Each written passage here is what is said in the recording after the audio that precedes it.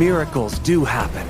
A gorgeously imaginative new musical is now on Broadway. Water for Elephants is a New York Times Critics' Pick. It's stunning, emotional, spellbinding entertainment. A dazzling love story, propulsive with passion. Don't miss the best new musical on Broadway. Water for Elephants. Get tickets now at telecharge.com and choose the ride. On today's Smart 7, Israel set on retaliation, Trump's first day in criminal court, and lots more. It's Tuesday, 16th of April, it's National Orchid Day, and happy birthday, Anna Taylor-Joy. The Smart 7. It's news, but not the news.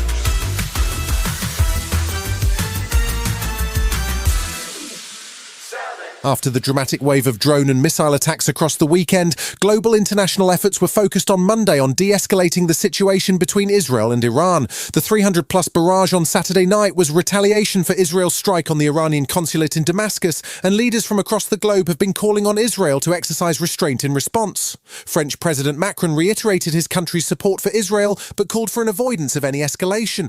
UK Foreign Secretary Lord David Cameron was also calling for calm on Monday. We are urging them to think with head as well as heart, to be smart as well as tough, and to recognise Iran suffered this defeat. And I think that the right thing to do is not to escalate. Monday night saw Israel's military chief of staff, Lieutenant General Hezi Halevi, declare that Iran's attack could not go unanswered. And Israeli diplomat Orly Goldschmidt says for the security of Israel, an attack on the scale of Saturday has to be responded to so that it does not become a regular occurrence. We are listening very carefully to our allies, but at the end of the day, we will have to defend ourselves against this Iranian threat. We want to make sure that they are deterred. What happened on Saturday cannot happen on a daily basis. In the House of Commons, Prime Minister Rishi Sunak provided details of the UK's role in what Israel are calling Operation Iron Shield, which proved extraordinarily effective due to support from the US, Jordan, France and the United Kingdom. He described the attack on Saturday as the act of a despotic regime and drew links between Iran's drones and Russia's continued air assault on Ukraine. The threats to stability are growing, not just in the Middle East, but everywhere. And we are meeting those threats time after time, with British forces at the forefront. Rishi wasn't giving details of British troop involvement in the incident, but did confirm that RAF jets played an important role. He also promised that there would be additional sanctions on Tehran as a result of the attacks. Labour leader Sir Keir Starmer did strike a slightly different tone, however, as he also criticised Israel's initial strike on the Damascus consulate. We support the defensive action taken by the UK over the weekend, and we welcome the Prime Minister's call for restraint.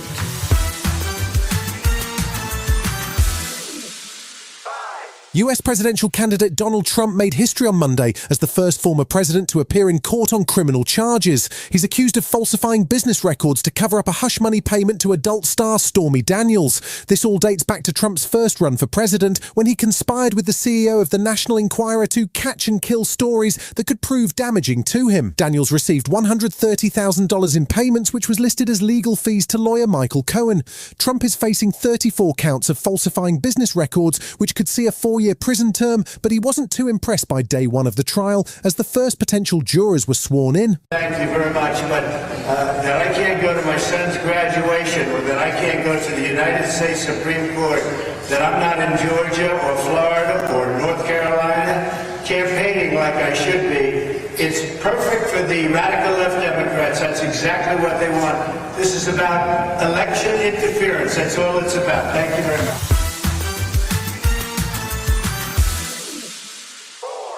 Much like the person who was fired but still turns up to work gatherings, Liz Truss just doesn't seem to get the message that the British public at large are not interested in her attempts to retake the leadership of the Conservative Party.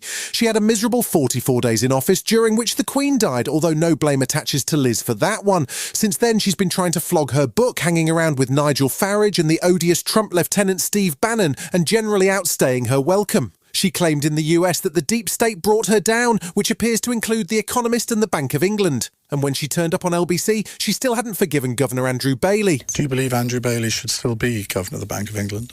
No, I don't. I certainly think there should be a proper investigation into what happened in September 22. and the actions the Bank of England took. Still to come on the Smart 7. Hat trick for Palmer, and Henry Cavill gets ready for action right after this.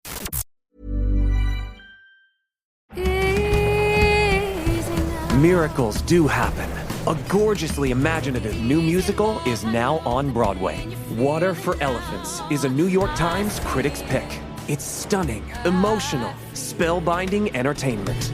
A dazzling love story, propulsive with passion. Don't miss the best new musical on Broadway. Water for Elephants. Get tickets now at telecharge.com and choose the ride.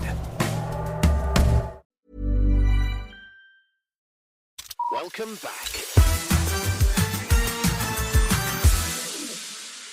After a weekend of Premier League drama, there was just one game on Monday night as Chelsea welcomed Everton to Stamford Bridge. Chelsea started the game in 9th, well out of the running for any chance at European football next season, while Everton were grateful to be above the drop zone after 2 points deductions this season for rule breaches. The game did not go well for Everton though. They lost 6-0 with Chelsea's Cole Palmer grabbing a perfect hat-trick and then a penalty. He was pretty pleased after the game. Yeah, it all happened so fast the first 30 minutes. We started well. And to score another hat-trick is buzzing. But I think the team needed that, after Sunday and, some previous games. But we did well tonight and, yeah.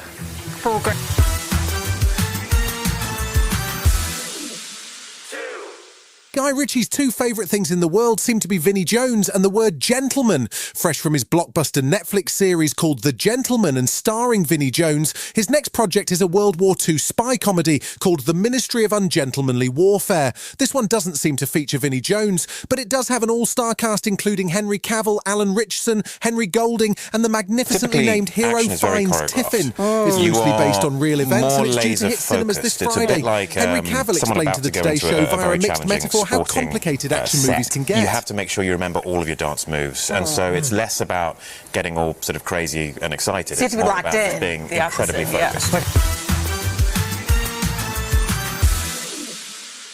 The world has been, well, a lot recently, so it's not surprising if you just want to switch off your brain and watch something cute but stupid, in which case I might just have the perfect movie for you. It's called Thelma the Unicorn, and it's about Thelma, who isn't a unicorn as it happens, but is in fact a pony. A pony who dreams of being a singer. It's based on the children's book of the same name, and Brittany Howard plays Thelma in the animated feel-good musical that drops on Netflix on May 17th. A lot of people told us we'd never make it because we didn't look like stars. Time for the world to see what you really are. I don't care what you look like. You got to say from your heart. Why are you pretending to be someone else? I'm finally special. You were special before all this, Thelma. We're just getting started. You've been listening to The Smart 7. We'll be back tomorrow at 7 a.m.